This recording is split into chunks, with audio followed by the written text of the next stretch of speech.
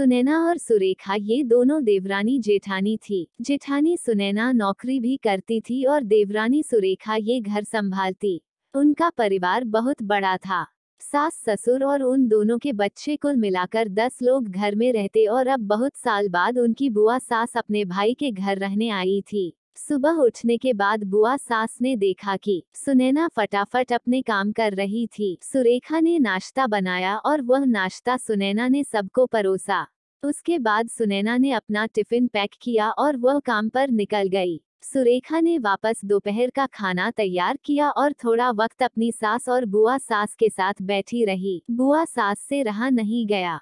उन्होंने सुरेखा को पूछा, छोटी बहू, तुम्हारी जेठानी तुझ पर बहुत हुक्म चलाती है। सुबह से देख रही हूँ रसोई घर में अकेले ही काम करती हो और वो महारानी दिखावा करने के लिए नाश्ता परोस रही थी, जैसे कि उसने ही नाश्ता बनाया हो। ये सुनने के बाद सुरेखा ने बुआ सास के तरफ देखा और बोली, बुआ सास जी, ऐसा कुछ नहीं है। सुनैना दीदी बहुत अच्छी है। बुआ सास बोली, तुम बहुत भोली हो सुरेखा। मुझे सब समझ में आता है, मेरे बाल धूप से सफेद नहीं हुए हैं। सुरेखा से अब नहीं रहा गया। वह बोली, ऐसा नहीं है बुआ जी, आपको सुनैना दीदी ने सबको नाश्ता परोसा वह देखा, पर आपको यह नहीं देखा कि दीदी ने मुझे जबरदस्ती सबसे पहले नाश्ता करने दिया और चाय भी दी। वह रोज मुझे ऐसे सबसे पहले ही नाश्ता दे देती है, नहीं तो सबके लिए नाश्ता करते करते मैं खुद के लिए नाश्ता बनाना भूल जाऊंगी। दीदी मेरी कितनी चिंता करती है। दीदी सुबह जल्दी उठकर मंदिर साफ करती है, फूल सजाकर रखती है और मुझे उनके 1 घंटे बाद उठने के लिए कहती है। शाम को आते समय बाजार से सब्जी भी लेकर आती, क्योंकि हमारे मिस्टर रात को देर से आते हैं और मम्मी जी को सुनैना दीदी ने बाजार में जाने को मना किया है, क्योंकि अब उनकी उम्र 60 साल से ज्यादा हो गई है। बाजार में जाते समय उनको तकलीफ होगी, उनके पैर बहुत दुखेंगे। कभी उनको बाहर घूमने का मन हुआ तो सुनैना दीदी छुट्टी लेकर उनको घुमाने ले जाती है। और हाँ बुआजी, दीदी रोज शाम को आने के बाद वह कितनी भी थकी हो तब भी मुझे खाना बनाने में मदद करती है। वह मेरी बड़ी जेठानी जरूर है, पर मुझे अपनी छोटी बहन ही समझती है और मैं उनको अपनी बड़ी बहन समझती हूँ। ये सब सुनकर बुआ सास एकदम चुप हो गई। उनकी चुगली सुरेखा के आगे टिक नहीं पाई।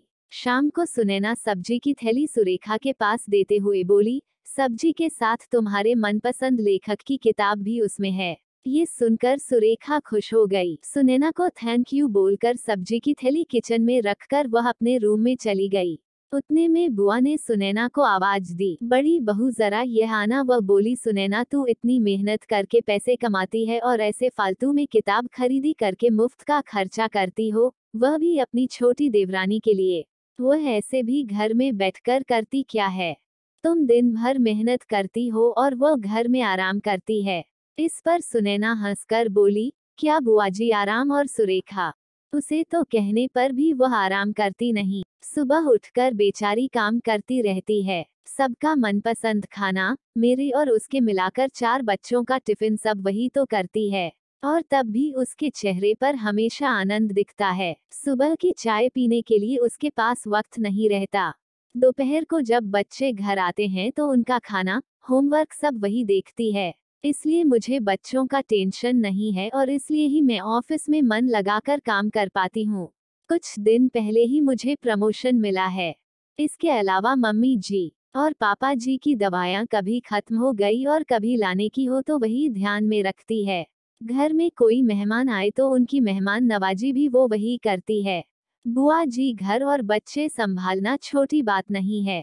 इतना सब सुनकर बुआ जी उनकी तो बोलती ही बंद हो गई। सुनैना कभी कोई शिकायत नहीं करती है, वह सब काम कर लेती है। वह सिर्फ पढ़ना पसंद करती है। फिर मैं मेरी छोटी बहन के लिए इतना नहीं कर सकती। मैं नहीं करूंगी तो फिर कौन करेगा? इतना बोलकर सुनैना अपने रूम में चली गई।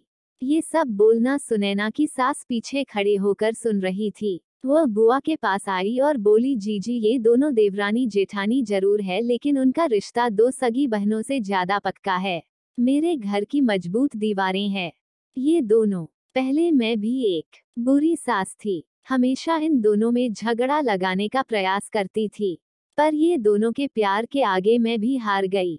वैसे भी झगड़ा लगाकर नुकसान तो हमारे ही घर का होगा ना। पर यह बात बुआ को समझ में नहीं आई। रुदन करते हुए कमरे से बाहर चली गई क्योंकि उन दोनों में झगड़ा लगाने के लिए ही वह आई थी। पर सुनैना और सुरेखा, इनके जैसी दो समझदार देवरानी जेठानी के बीच झगड़ा करवाना बहुत मुश्किल था। तो दोस्तों, सुनैना और सुरेखा इनकी जैसे समझदार देवरानी जेठानी जिस घर में होंगे, उस घर का कोई बुरा नहीं कर सकता। जिस घर में ऐसी बहुएं होंगी वह घर स्वर्ग बन जाएगा। दोस्तों, देवरानी जेठानी की सुंदर पारिवारिक कहानी आपको कैसी लगी?